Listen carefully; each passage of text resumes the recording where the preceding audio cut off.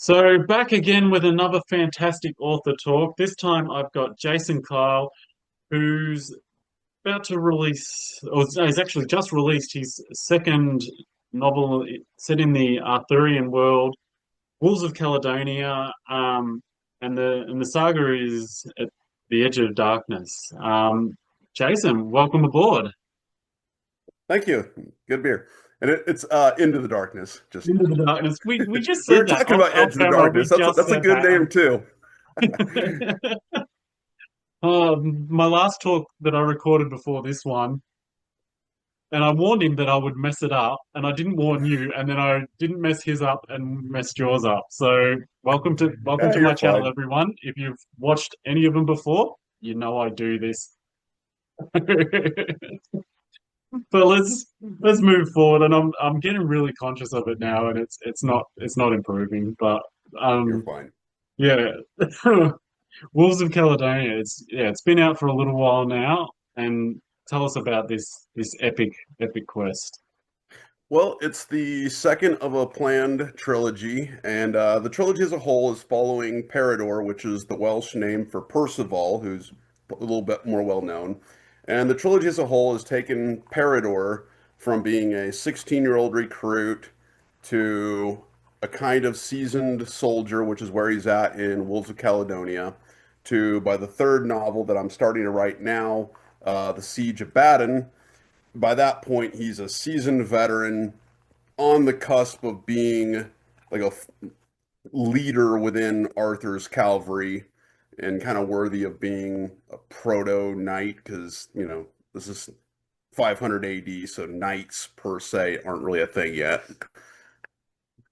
And Are you yeah, so this novel, it's going to be him traveling up around the kingdom of Dalriada, which was an Irish kingdom on the western coast of Scotland, and he's traveling with Myrthin, which is the original name for Merlin. He's traveling with Morgana and a couple of friends that he made from Beyond the Wall, the first book. And there's going to be some political intrigue going on, and he's going to end up going south back into the same area that he was in Beyond the Wall, which is the area around the Firth of Forth, in the kingdom of Godolphin. Um, and yeah, he's going to be interacting with Gawain and Madrat, which is the original name for Mordred. I borrowed a lot of elements from the 12th century stories of the search for the Holy Grail. Turns out the Holy Grail is really, really easy to integrate into a hard historical fiction narrative. So yeah, I'm excited for this one. so you really get into that genuine original Arthurian lore and stuff in your series because we sort of see the modern takes on it and the spins on it, with the shows and that.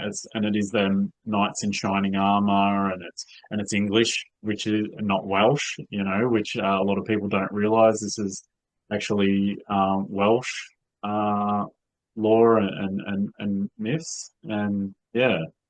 So you actually try and hold to that traditional line of the legend. Yeah. Yeah, you can thank Geoffrey Monmouth writing in the 1100s. He's the one who took the Welsh tale because Geoffrey Monmouth was a Welshman himself, or at least he lived in that area. He took the Welsh tale and modernized it for the Norman elite. So that's what brought the tale originally from the Dark Age period to the knights in shining armor of his day at least, which was still the like first, second crusade time frame, which is why the Holy Grail got integrated into everything as well. And then of course, 400 years later, Thomas Mallory comes along, takes all these international tales from France and Germany and England, consolidates it into a cohesive story arc, The Death of Arthur. And that's the version that whenever movies are made, like Excalibur and stuff like that, all these spin-offs, most modern stories today come from Thomas Mallory's version of Arthur, or they just go full bore fantasy. Right. Which is the case. So what appealed to you more about the traditional lore of the Well, legend? partially it was over the last couple of years, so I've been fascinated with the idea of Arthur, mostly going back to the 2004 film with Clive Owen. That was the first time I ever heard the idea that, hey, there might actually be a historical basis for Arthur. Before that, I was never that interested in the Arthurian tale. It was just one I'd heard. Um, the movie did a terrible job with the history, but I still say it was a very well told story with very likable, admirable characters. I actually defended it in an article that I wrote on my website. Um, so that's what first, way back 20 years ago, that's what first got me interested in the idea of, historical Arthur, that's a cool idea. And then over the years, I'd read a little bit more here and there. And then most recently, a couple years ago, I came across a very long saga of books by James Mace, who writes about the Roman legions, starting from 9 AD, right after the Teutoburg Forest Massacre. And he's writing about the Arthurian family, which the Arthurian family is, there's a theoretical connection between Lucius Artorius Castus as being a candidate for Arthur. It's a very weak theory, in my opinion. But James Mace is writing about a family from 9 AD, and he's taken it all the way out to the 200s with Lucius Artorius Castus. And the whole time I'm reading this, I'm like, this is good stuff. And then I'm circling back going, why can't I find anything about Arthur that could connect to this real world? And it was the same when I was reading Simon Scarrow and a couple of other historical authors. You read Bernard Cornwell. I can never remember which one it is, but his series, The Last Kingdom. It's very grounded in history. Brilliant series. I Yeah. can't. There's to this day, I've looked before I started writing my King Arthur books. I sat down and looked like, okay, can I find anybody who already has the kind of books that I'm looking for? I came across only a couple of names. There's Chris Thornycroft, who has a really good Arthurian series, and there's another guy whose books look really good. I haven't read them yet because I'm afraid of accidentally subconsciously incorporating his stuff into my own books. And it's a guy named Sean Pogue, and he writes The Retreat to Avalon, and it also looks like a really good Arthurian series. I've actually talked to both of these guys, and we do use the same sources for our material. We come up to some different conclusions, which is the fun part about this period in history. But we're pretty closely aligned in terms of how we think about Arthur. But so in all the books, like you get on Amazon, there's millions of books out there. There's like two or three other people that are doing what I'm trying to do that I know Yeah. of. That's the thing. Like I sort of heard that this was almost like a rumor of that this was the real story of Arthur, and it was based in Welsh lore, and it could have been a real person and a real king, because the Welsh kingdoms was many different sects of kingdoms before, even as late as Edward the First, and the conqueror of the Scots, and from Braveheart fame for the moviegoer fans. But yeah, and it's funny if you delve into these sort of histories and that. But like the Welsh had this really rich history that English just took basically, or Well, English they writers took it. That's certainly what I took. mean. The Romans did it with the Greeks. It's what conquering nations do, partially to legitimize their rule, is they take the folklore of the people they've conquered and blend it into their own stuff. So yeah, the English did it with the Welsh, and yeah, I'm sure I could, if I deliberately hunted, I'm sure I could find plenty of examples where that's happened throughout history. Well, another one is the Christianity when it took over Europe, and from the Celtics and the Yeah, Druids there's some and the overlap. Norse. It's they build their churches in sacred sites because Yeah, people go there that to makes it easier. It's worship like, well, anyway. people are already worshiping here. Yeah. Yeah, yeah. And so yeah, I love that sort of history, and love delving on it. So because it is, there's no real accounts of it. So how much do you play with this legend and that? So there's one, I think, good source. Modern historians tend to thumb their noses at him, but the Welsh writer Nennius, and I talk about him a little bit in my author's note in the back of Beyond the Wall, and again in Wolves of Caledonia. Writing in the Welsh.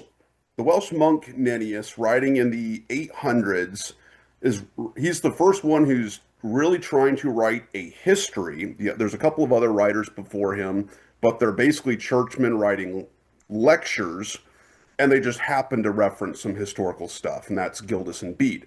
Nennius is specifically trying to write a history. Now, granted, he does talk about miracles and some other supernatural stuff, so historians tend to throw out the baby with the bathwater, in my opinion. Um, there's a lot of good history, I think, in Nennius's writings, and in his history, there's like a single page dedicated to Arthur, and it describes Arthur as being among the kings of Britain, not necessarily a king, and in fact, Nennius describes him as a dux bellorum, which, when you look into that, is a long-standing Roman title, effectively a task force commander by modern equivalency. And then he goes on to describe 12 battles that Arthur fought, the 12th one being Baden Hill, which most historians, as skeptical as they are about some things, most historians are willing to agree that the Battle of Baden Hill is probably a historical battle. Um, and that's really all Nennius has to say about him. So, as far as a purely historical record on Arthur, that's about all we have. So, within my story, and of course, this trilogy is just the first. It's my entry into the Arthurian world. I'm going to probably be writing in the Arthurian world for the next 10 years. I've got a timeline 100 years spanning that I'm planning on writing. So as soon as it's Siege of Baden's done, I'm going into another one, to another one, to another one. And I'm already discovering that some of the characters I'm inventing are interesting enough. I was like, huh, this guy I almost want to do a spin-off novel about this guy, you know? So I'm kind of like James Mace's approach of writing the Roman history. I will add to the record where I have to for the sake of narration, which is what historical fiction writers do, but I will not flout historical record. So if I can find anything, and details in the Dark Age are very scarce, what little I can find, I will not go against it. So if I know there's a historical thing that happened, or if I know there's a historical trend that was going on in the 500s, I will not flout that. Um, that said, like I said, there's so little actually known about this period that I have a lot of leeway. So I am covering Arthur's 12 battles. I am calling him a Dux Bellorum. I am making him a commander. I actually had this conversation with my publisher before I started writing. It's like, nope, I'm not ever going to make Arthur king. He's going to be a military commander. That said, this is the Dark Age. Kings come and go. Anybody with an army of more than 500 people might call himself a king in an area the size of a city block, you know. So, a military commander with a professional force of armored cavalry in 500 AD, he doesn't need to be a king. He's got the power of a king. Yeah. And I point that out a couple times in my book, where he's in one case literally giving an order to a king. He's on the battlefield. He's like, "Hey, King Ludon, I need your people here now."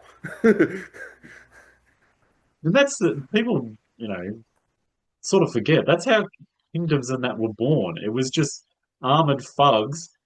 Someone was Yes. strong enough to lead them and decided, well, I'm just going to make this land mine. And that the Yeah. psyche of the human to back in those days to, when we were all nomads coming out of the caves and that, and then to suddenly decide, no, this is mine. I'm in control of it. And yeah, but that's a whole Well, whole another yeah. spectrum on the And that's and thing. that's and that's another part of the appeal to writing Arthurian stories in the Dark Age specifically, is because when I started looking into it, 'cause I didn't know a lot about the Dark Age, just kind of peripheral awareness stuff. The more I started looking into it very intensely over the last couple of years, it's like, holy crap. The Britain in between 400 to 800 AD, up until the rise of Alfred the Great, it's a post-apocalyptic wasteland, as far as I can tell. There's like when I'm drawing my maps for these kingdoms, my publisher who's a kind of a map enthusiast is like, Jason, you need to put your borders in there. I'm like, I can't. There's Yeah, that's what they were fighting over for 400 years. yeah, Kingdoms are popping up left and right. They're constantly fighting to expand borders. Kingdoms are emerging. Kingdoms are being enveloped by other kingdoms. I can't put borders in there. It's like, holy crap, this is a medieval Mad Max story. that's history. That's what it was like. Yeah. Absolutely.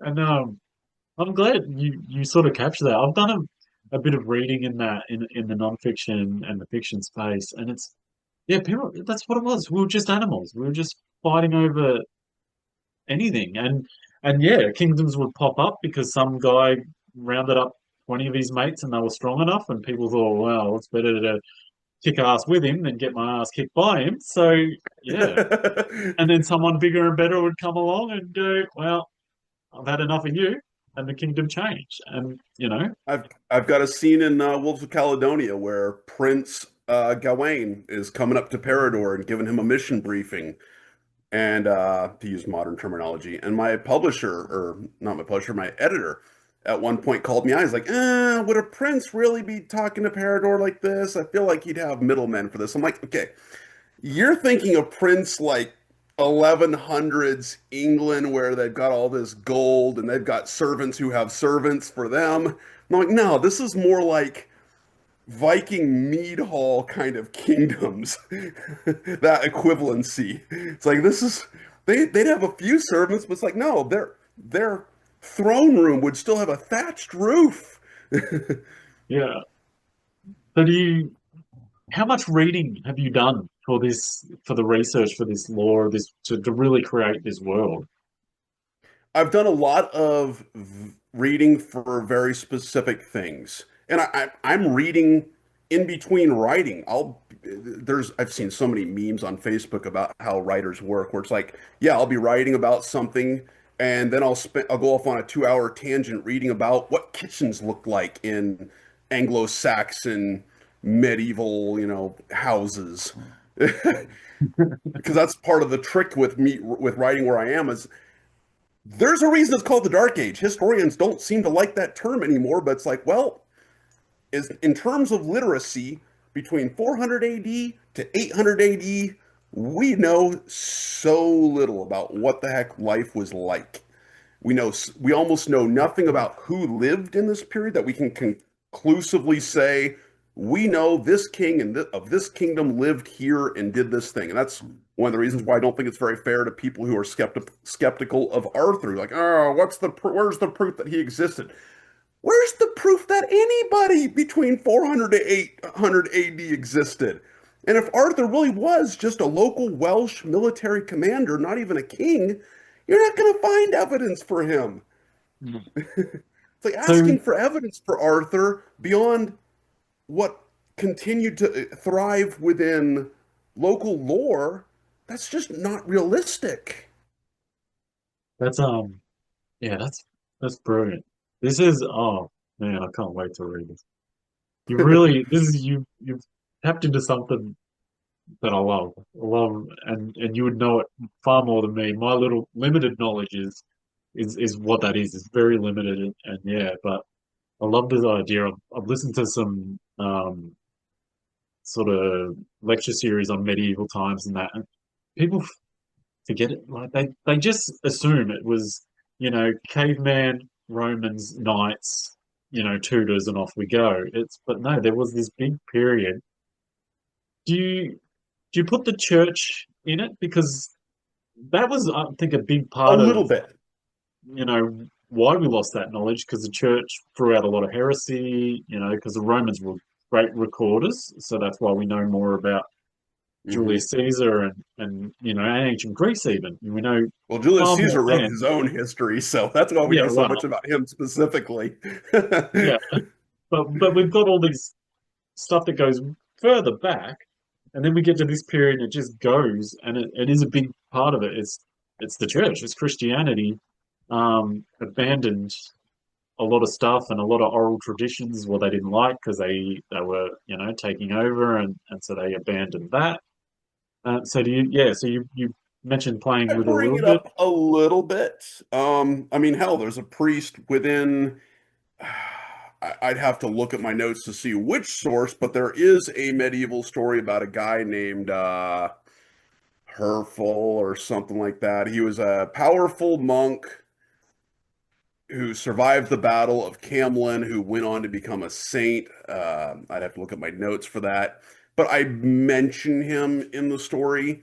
And then I've mentioned Germanus, Bishop Germanus, a couple of times. Heck, I definitely name drop him a few times in Wolves of Caledonia because just for the fun of it, I ascribe him as the one bringing the Grail to Britain initially and then giving it to a guy named Ninian, who's also a historical figure. He was a British missionary to the Picts in the 400s.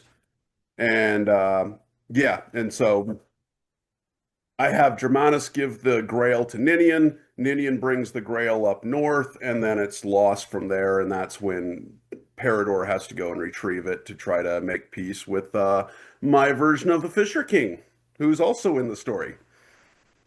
That's that's incredible because there's another thing about that time.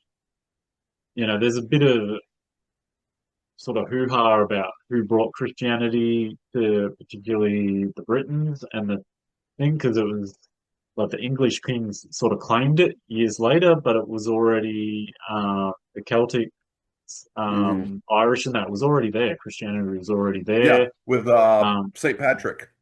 yeah, and so that was for a long time we were sort of fed that myth of again back to the conquerors selling it how they want, and yeah, it was discovered later. So there's a massive amount of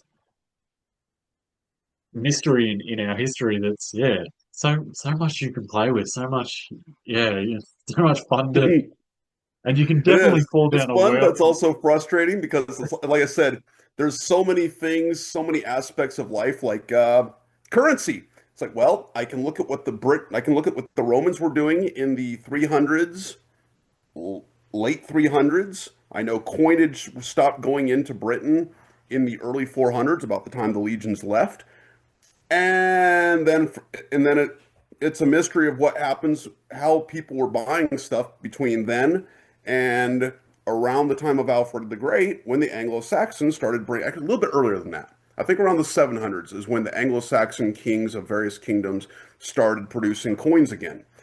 The best I can tell is they were doing a lot of bartering and maybe using and you see this a little bit with the with Viking sagas, they were using chopped up coins and some of that chopped up silver called hack silver. Silver, yeah, And that's pretty much what I have big items like armor and stuff like that being used for. But there's a lot of stuff where I have to speculate where I'm going, okay, here's how the Romans were doing it. 400 years later, here's what the Anglo-Saxons were doing. What do I want to have these people doing at this point in time? that's yeah, funny. Like we compare that to now. That's like going, back in the day, it was all coin and um, and then sometime in the future, all our money's going to be gone. It's like, did they really use paper? Like we were using gold and coin. Did they really use paper? Actually, That's the a equivalent. history teacher I was talking to just the other day pointed out something really fascinating that I hadn't thought about before. If you think to people in the early 1900s, late 1800s, their lives were were more similar to people in the Middle Ages than they are to us today Yeah, yeah, because and of the that's massive leap in technology that we've had over the past 120 years. which Like is people in the late 1800s, early 1900s, their lives were more similar to medieval people than they are to us today. it's a crazy thought, isn't it? And Oh people yeah. don't if you're not into history and you're not like into that, that's you just sort of take for granted this is who we are. And like I said, Romans, Knights, Tudors, and here we are. But it was Yeah, like no, this, there was definitely a big development going on between the Roman period and the medieval knights. yeah. So so you where in that sort of timeline is? the Romans still there, obviously. You've talked about In, us, or in they've my just story, left. Yeah, in your story. no. So the Romans pulled out of Britain. They were doing it in increments. In the late 300s, you had Magnus Maximus, who was a Roman stationed in Britain. He decided to make a bid for the throne. So he pulled out of Britain, yanked a few legions with him. And then in the early 400s, like 407, a soldier, not even a noble, just a soldier with a recognizable name, Constantine, was elected by his peers to be emperor.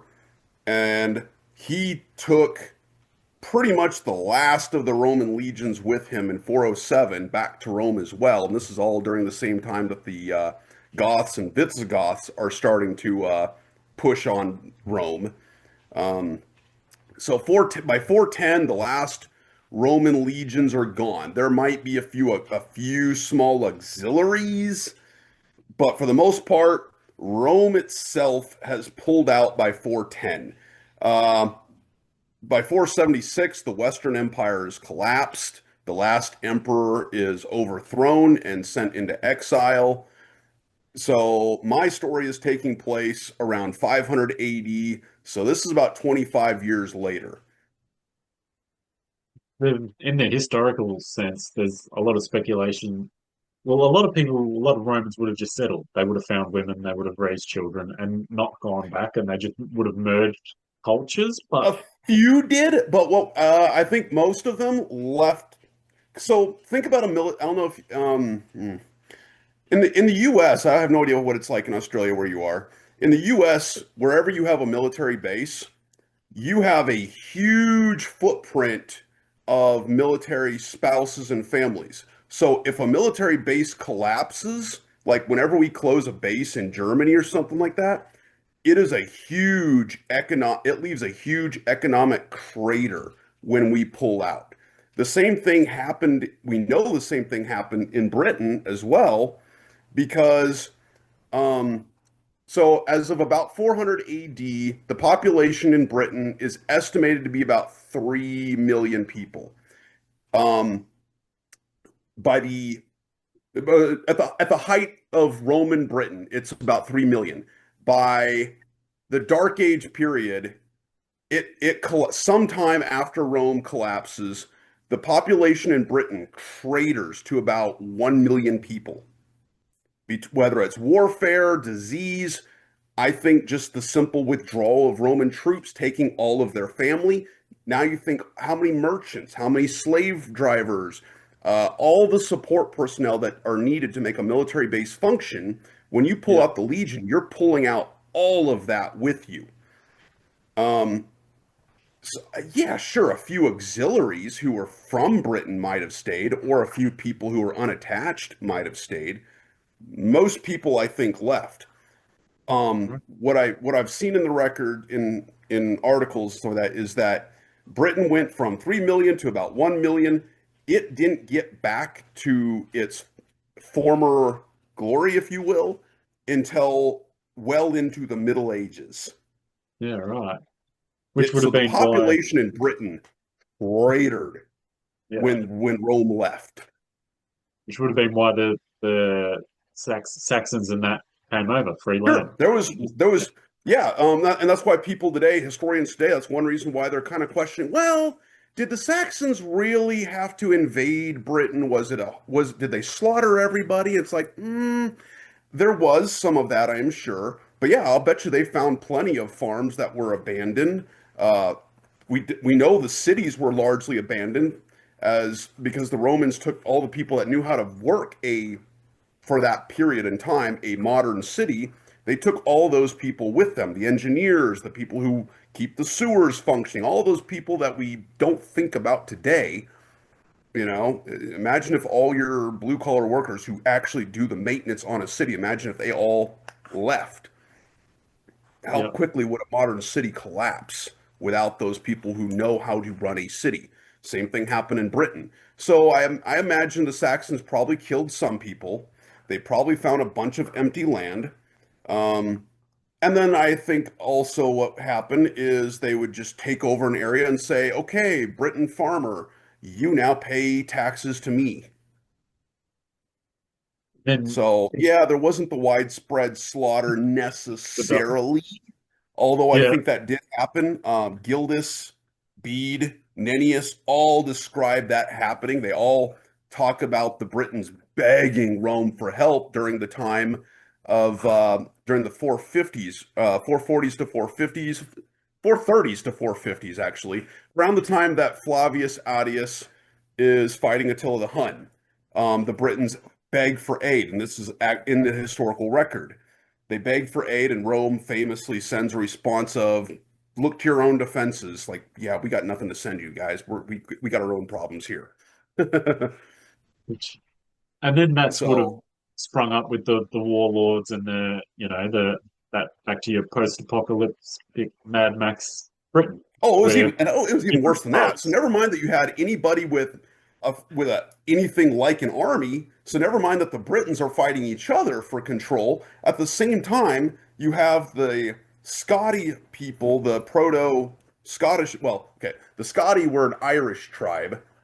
Then they slowly took over Scotland, and that's why it became Scotland instead of, well, Pictland, which is who were the original people there. So the Scotty coming from the Scotty tribe coming from Ireland. They started colonizing Britain's western coast.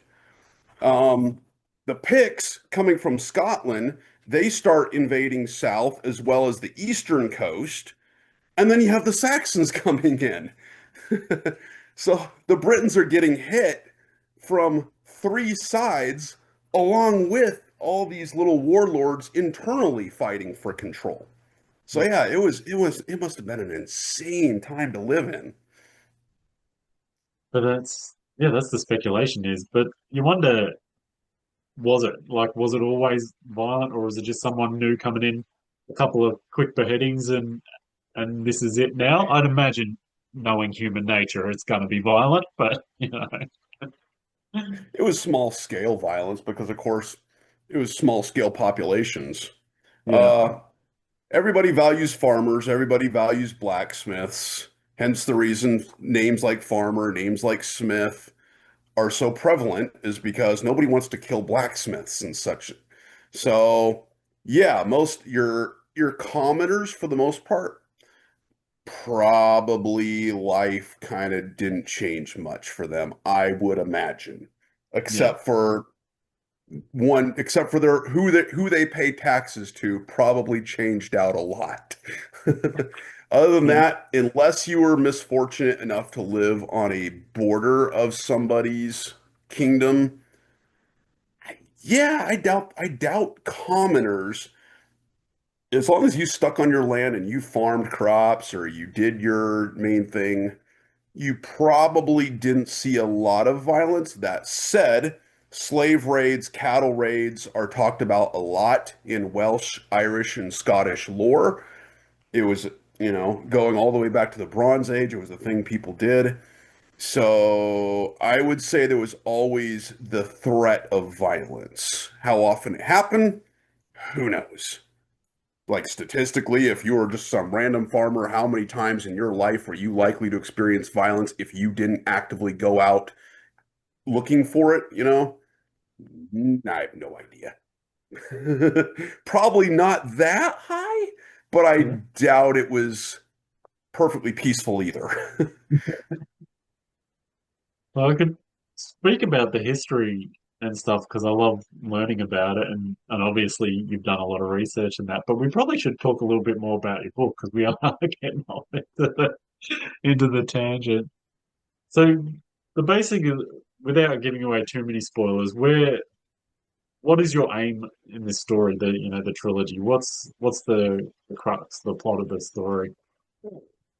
Well, like I said earlier, the basic plot is to tell of the coming of age story of Parador. I wanted to write a story. I have a 13-year-old son, and over the last 20 odd years in film and in books, what I've seen is that Hollywood loves deconstructing heroes. They love reimagining them, turning creating anti-heroes and so like that. We don't see almost any of the old-fashioned kind of white hat heroes that I saw in the 80s or watching John Wayne in older films with my dad when I was a kid growing up. Um, and I wanted something like that for my son to read. My son's not much of a reader, and I know young boys in particular, they're the worst crowd of readers. And my thought was, well, if as writers we have two choices. We can either say, well, young boys are the least likely demographic to read a book, so there's no point in writing for that group.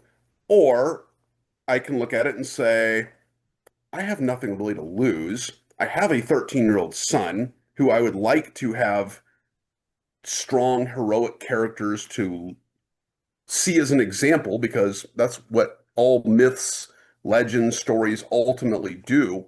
Whether you intend it to or not, they provide examples of behavior. And I decided to go the other route of rather than ignore the demographic of, hey, you know what? I'm going to write a trilogy. I want to write in the Arthurian universe. I'm going to get my feet wet into the historical fiction genre because I started writing. I wrote a couple fantasy novels and then started into the Arthurian books. And I decided my entry into historical fiction is going to be a trilogy about Parador as a 16-year-old kid, and he's going to be an old-fashioned he's a good kid. He's naive and idealistic, and that conflicts with stuff that he sees, the harsh realities. And that's part of like my publisher after I wrote Beyond the Wall. He asked me, Jason, who's the main bad guy? Who's the main antagonist in your story? And I thought about it. I'm like, the Picts, I guess. And he's like, because I'm thinking about it more in terms of, well, it's him joining a Britain cavalry army, and he's going into Scotland, Caledonia to fight the Picts. It's a war story. And my publisher's like, no, the antagonist is Parador himself.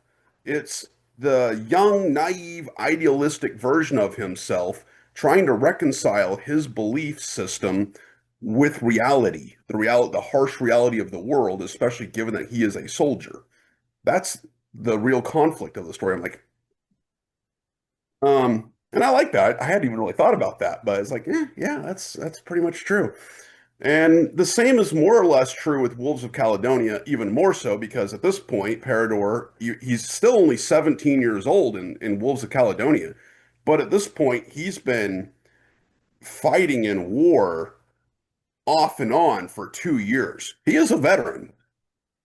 And so he's getting to the point where he's got scars. He's got mild symptoms of PTSD. Uh, and now he's still a little bit juvenile. Like in the beginning of Wolves of Caledonia, and I pulled a lot of inspiration from privates that I've seen in the army, where it's like, yeah, you can have a squared away soldier, and sometimes in garrison, their age is going to come through, and they're still going to do stupid stuff. And I ended Beyond the Wall on a high note where Parador is getting the praise of Arthur and his commanding officer, who's a wine, because Arthur is basically like his battalion commander rather than his immediate supervisor. A wine, who's also, of course, an Arthurian knight. Um, a wine is actually Parador's immediate boss, if you will. And he ended in Beyond the Wall. He ended on a really high note. So pretty much right off the bat from Wolves of Caledonia, I had him pull a prank on some other soldiers in Caerleon at their base. And by this point, I know my characters well enough that in some cases, I've seen a really good analogy for writing a book. Writing a book is like playing Dungeons and Dragons, where you are the DM as well as all the players. And going into book two, it's a much more fun experience than book one because by book two, I know the personalities of my characters. So by book two, as the DM of my story, I set the stage. Parador and a couple of his close buddies sneak into the barracks room of another group of soldiers to play a prank. something goes wrong, and one of Parador's buddies takes things way too far, and they get into a lot of trouble. That was not in my original plan. It wasn't in my plot outline. It just Yeah. happened. And I'm just sitting there typing, and by the end of it, I'm like, huh, well, that didn't go as planned, but you know. So Parador gets into some trouble, but he's still sent on this diplomatic mission. It's supposed to be a very simple mission, escorting Myrthin and Morgana and a couple others from Wales up into Scotland, and things just go sideways pretty much every step of the way. And Parador has to grow up a lot throughout this book. That's awesome. That's awesome. Yeah. So And yeah, when I got to have fun because there was less world building to do with book two, with Wolves of Caledonia, and more of just getting into the action. So with book two, there's a lot. I got to bring in, I name dropped and a lot of more well-known Arthurian figures in book one. Marathon had a cameo in book one. Morgana got name dropped, and a couple of others, just to let you know that they exist in my world, you know. But book two, I actually gotta play around with them and bring in Myrthin and bring in Morgana. I gotta introduce Gawain and Madra, and without even really trying, I ended up giving those two kind of a Chris Hemsworth Thor and Tom Hiddleston Loki kind of relationship. yeah, yeah, nice. Um, so where do we go with book three then? Where does the story, without giving Well, up the too title, much? the working title is The Siege of Baden. So book three Yeah, is the culmination. I've been putting I've been foreshadowing the Battle of Baden Hill ever since early in book one, where I have Parador and a friend of his, Gilbert, who's a Frisian character who's kind of a proto-Viking. He's my publisher's favorite character. He actually likes Gilbert more than he likes Parador. and uh, and I have a conversation between those two. And I have Gilbert say early on, like in the first few chapters of Beyond the Wall, like, man, at some point Arthur and Cerdic and Kenric, those guys are going to have to fight. And boy, that's going to be one hell of a fight when that happens. And that's alluding to the Battle of Baden. I mentioned it. And then throughout book two, I have conversations where they're like, hey, we're getting reports that the Saxons are building up. Something's coming. Something's coming. And I mean, spoiler. So one of my sources of information is the Anglo-Saxon Chronicle. It was a historical record started during the time of Alfred the Great, around the same time that Nennius wrote his History of the Britons. And it mentions a lot of battles that the Saxons fought in, going all the way back to the 440s during the time of Hengist and Horsa's arrival, all the way up to the medieval period. This record was kept going. And I'm not gonna say it in the podcast, but I will say that my book occurs in the year 508. So, for anybody watching this who cares to Google search the Anglo-Saxon Chronicle and see what was recorded for the year 508, it was kind of a big year. Something kind of big happens. So, I made sure that my book took place in 508 for this incident to happen, and it's going to lead into book three, which is going to culminate in the Siege of Baden Hill, which is going to be a really big battle. Like I've joked with James Mace a few times, like, man, I'm so jealous. Your books about the Roman legions, you get set pieces where there's like thousands and thousands of people on a battlefield with whole legions fighting against the Dacians and all these various people. It's like, how big my battles are? There's like a big battle is like 1,000 people per side. And that's a big battle. yeah, So I'm gonna break the rules a little bit with Baden Hill, and I'm gonna push it, and there's gonna be closer to 5,000 or so Saxons against roughly equivalent size British force, and it's going to be just this huge coalition force of all the British kingdoms fighting against a coalition force of all the various Saxon and Anglian forces and Jute forces. 'Cause that's something else that a lot of casual people don't realize is that the Saxons weren't a single people. There was the Saxons from, one portion of Germany. There was the Jutes from roughly the equivalent of Denmark. There was the Frisians from the modern day Netherlands. So there was Germanic peoples all along that East German coast. And it turns out, of course, the Saxons aren't even the ones who ultimately had the greatest impact on England. The Angles did, hence Angleland, you Yeah. know. So, So there was a lot of different people in the Saxons, the Angles, they fought each other just as often as they fought anybody else. Everybody was fighting everybody back then, and I point that out a few times in my books too. It's like, no, this wasn't a Britons on one side, Saxons on the other. No, it was Britain versus Britain, Britain versus Saxon, Saxon versus Angles. Like, holy crap, this was a free for all. But I'm gonna for the Battle of Baden Hill, since it was such a big, impactful thing that every historian has had to reference. Gildas mentioned it, Bede referenced it, Nennius referenced it, Geoffrey of Monmouth referenced it. Everybody for the next 1,000 years who wrote any kind of a historical record references Baden Hill. So, all right, cool. Well, I'm going to have everybody put aside their differences for just one glorious battle. And it is, in fact, going to be all the Britons against all the Saxons for one big battle. And yeah, yeah, there's going to be a lot of people dying. There's going to be awesome. characters from book one and two that I already know. It's like, well, okay, I can. They're expendable. They're expendable. Yeah.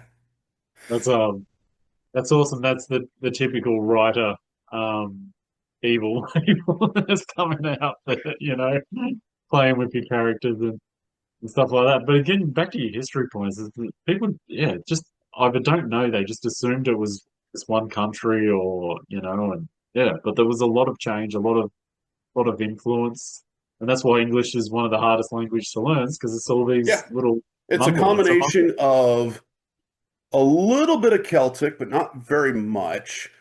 A lot of Latin. Well, actually, not even that much. It's it's it's very heavily a German. It's a mutated Germanic language.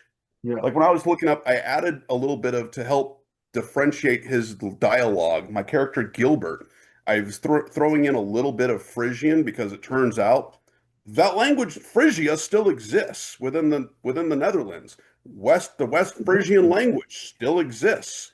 So All it's like, oh, right. cool. It's probably very, very similar to the language that Gilbert was using in 500 AD.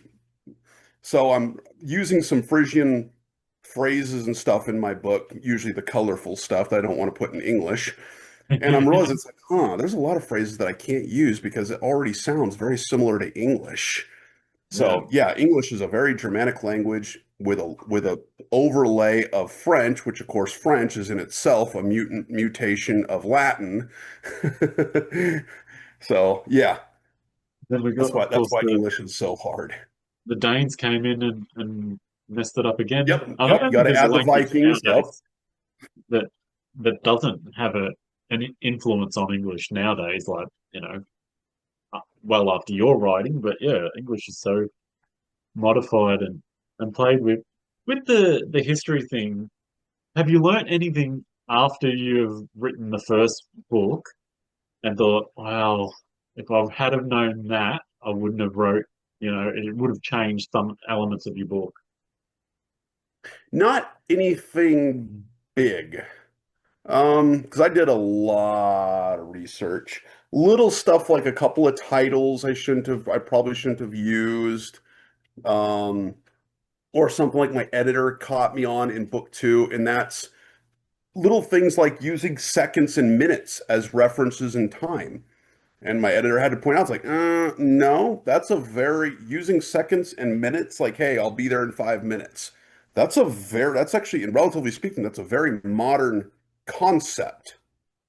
Like within the last 200 years, kind of that level of modern. So I'm like, oh man, you're right. So then I had to go through and look and see how many times in my book that I used seconds past, minutes past kind of phrase. And I'm like, okay, I need to substitute this for something else. So like there's one scene where as a absolute joke on the whole concept of rodeos. I have a scene. It's totally in there just for the laughs. I have Parador encounter a wild horse, and Parador I established in Beyond the Wall. He's a huge equestrian, loves horses. I've had to talk to, 'cause I don't know almost anything about horses, so I've had to talk to a few horse experts to make sure I get all the details right as far as how he's handling a horse, how horses behave, and stuff like that. And there's a scene where he's up in northern Scotland and he encounters a half wild horse in a small village. And one of his buddies is like, "Hey, I'll bet you can't ride it." And Parador, he's like, "Okay, I'll take you on the bet. How long?" And in the original draft, it was 8 seconds as a nod to the 8 seconds of American rodeos. Yeah. And uh, and then my editor had to point out, he's like, they wouldn't do that. They wouldn't think in concept of seconds. And I'm like, well, crap. So I went back through and rewrote the scene. So now it's Parador's buddies line up against the fence, pounding the wooden beam of the fence and chanting 1, 2, 3. So instead of challenging Parador to ride for 8 seconds, it's to an 8 count. So the little things like that I had to change. I'm having a really hard time figuring out what titles to use for characters because, again, I know what titles looked like in the Roman period, and I know what titles existed by the late Anglo-Saxon Norman invasion time frame, like counts and dukes and earls, all these normal titles. A lot of them do come from the Roman period, like Duke, for example. We know I am fairly certain that title would have been used throughout the Dark Age period because it exists at both ends. The Romans used dux, D-U-X, you know, and then by the medieval period, it's Duke. So that title existed. Um, Castellan is another one. There's a handful of titles that's like, well, they exist. There's a few titles that existed on both ends of the Dark Age period so I'm fairly certain that those existed. But then there's a whole bunch of military titles or like when I'm having King Ludon in Godolphin talking with his lords, it's like, what titles can I give these guys? I don't know because I don't. It's like they're kind of Scottish, kind of Northern Britain at this point. So it's like how much. So then I'm trying to think what would local titles be? How Romanized are they? So how many Roman titles would they be using? Oh man, it is tricky. Yeah. It's yeah, I think that's where personally I like writing in fantasy where you can just make it up. Yeah, you can make up whatever you want. Nobody can tell you it can't be. As long as Yeah, you're it's consistent, nice. it's fine. But Or even no, with James Mace with the Roman period. I've talked with him about that before too. It's like you have even with the Romans, they have tons of stuff written down. You almost have the opposite problem where if you make a mistake, there's going to be 5 or 6 people out there who can go, "Up, you're wrong on this," or just as bad people who think you're wrong. yeah, absolutely. But you've actually done because there's surface level knowledge of what people think they know, and then you dig into the historical records, like, no, there's actually misconceptions. Like bathing, for example. People think that medieval people didn't bathe. It's like, no, people are They were, people. yeah, they were incredibly clean and had Yeah, a lot they're as of clean different. as they could. They were as clean as they could be. It's not like people deliberately chose, "Oh, I have the opportunity to go bathe in this stream. I'm not going to just because I'm a filthy, dirty peasant. Being Yeah, dirty is godly or something." No, nobody likes being dirty and sweaty. That's just not a thing. But no, you see that in movies. You can't watch a medieval movie without them all being dressed in grays and browns and dirty. It's like, oh, no. yeah, it's So there's a lot of little misconceptions that I love being able to point out within my books. yeah. Well, that's yeah, brilliant. So where and how do we find these wonderful books? Book one, Beyond the Wall, and book two that's out now, Wolves of Caledonia. Where do we find them? Well, you can find them. Easiest place will be on Amazon. The Beyond the Wall is already out for paperback, Kindle, and audiobook on Audible. Wolves of Caledonia, um, by the time this comes out, it'll be also available for Kindle, probably paperback, 'cause it comes out first in Kindle, and then it's kind of staggers out into paperback, and then as fast as my narrator can get it out there, it hits Audible. So that'll be the last one, but by March, April timeframe, it'll probably be out for all three. So Amazon's the quickest place to check. It's also available, I think, Canon Publishing's website, but I think Canon actually just takes you to Amazon. So really, the best place to get it will be Amazon. I've actually seen my book be on the wall. I've seen it a few times used on eBay. um, but Amazon or Audible are going to be the best places to buy it. You can find it posted on other places. It's on, it's on Barnes and Noble. So at least one local bookstore in my area here in Idaho carries the book. I'm hoping to start slowly over time, get it into other bookstores like Barnes and Noble. Um, you can find it in other places, but ultimately they end up being links to Amazon is going to be the best place to find it. And what about your website? You mentioned you're doing newsletter and stuff. Yeah, What's your Kyle the Chronicler, because name author is so redundant. I was like, I want to go somewhere with a little bit more historical flair. So, and there's an alliteration with the K sound. So Kyle the Chronicler. And I have that website. I have a few short stories that I've posted. If they're short stories that are in um, anthologies, I've got those paywall behind like a $1.99 per month subscription, like the lowest setting WordPress, the website service would let me go. I have a few short stories on my website. I have a few articles where I'm talking about behind the scenes stuff of my books. I even wrote a short story about David after that animated film came out recently. Thought it would be fun, and it motivated me to crack open my Bible and made a short story about David versus Goliath. um, So yeah, I've got a few short stories on my website. I've got links to my books. I've got some behind the scenes stuff about the Arthurian period.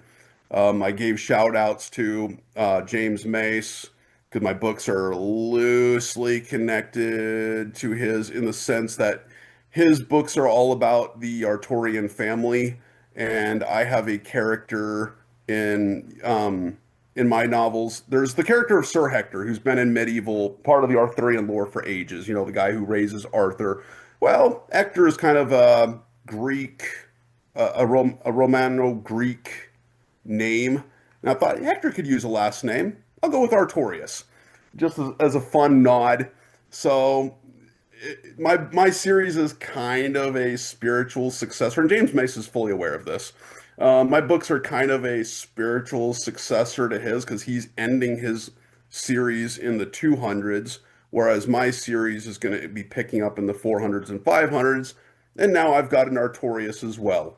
Is he connected to James Mace's Roman Artorias? Maybe, maybe not, but there's a connection. Um, but in my website, I've also shouted out a couple of other authors who write in my area, and that's Chris Thornycroft, Sean Pogue, both guys who I've read Chris Thornycroft's series on Hengist and Horsa, a really really good series.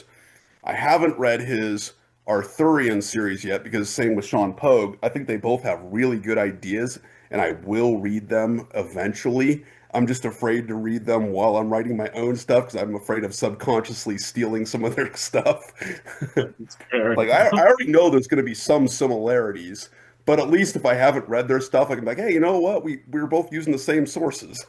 Yeah, But which would be a yeah, thing, I'm sure. yeah, so I use my website to shout out other authors that I like reading. Stephen McKay is another one. He had a really good Robin Hood series, and then he has an Arthurian series that is very grounded in historical fiction. There's no fantasy elements to, at least not in the first one that I've read. But his book is more about Merlin rather than Arthur specifically. So, Yeah.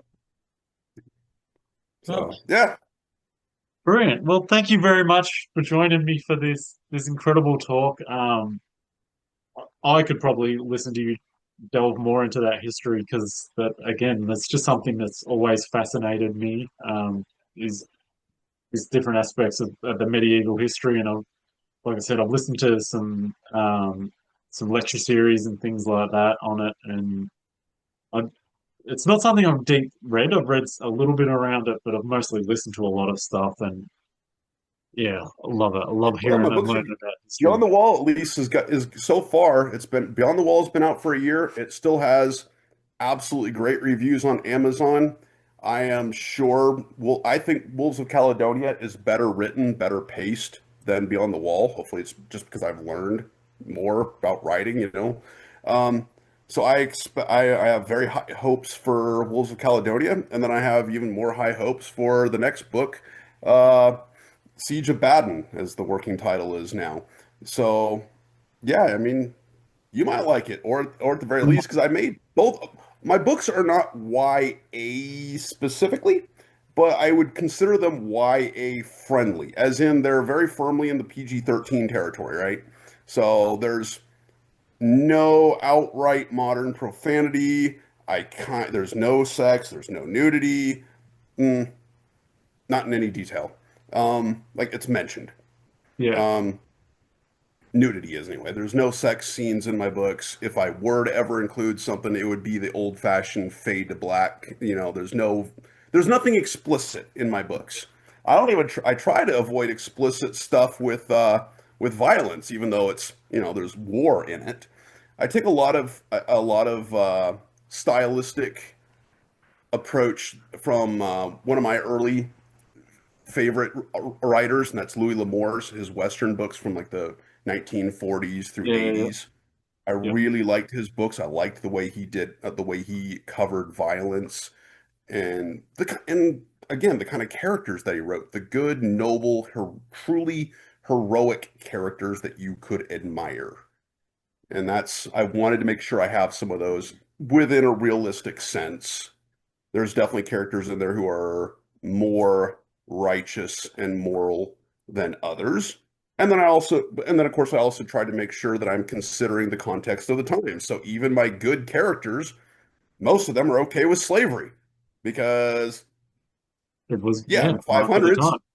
Yeah, Yeah. and So yeah, definitely worth checking out. Wolves of Caledonia yeah. out now. Beyond the Wall been out for a while, and you also, like you mentioned, got a couple of fantasy to check out on your website, which will be linked. Yeah, Thank so you yeah, again. if you like my books, like here's a couple of other writers like James Mace, Chris Thornycroft, Sean Pogue, that if you like my books, you'll probably like their stuff as well. And James Mace and me especially have been increasingly, I'm recommending people like, oh, you like Beyond the Wall, cool. Well, now go read James Mace's books about the Roman Empire leading up to the period that I'm talking about. And James Mace is starting to do the same thing. Like, oh, cool, you've read through all of my books. Well, here, go forward in time and read about what Britain was like when they finally gained their freedom from Rome. How'd that go for them? You know? But yeah, thanks again for joining me.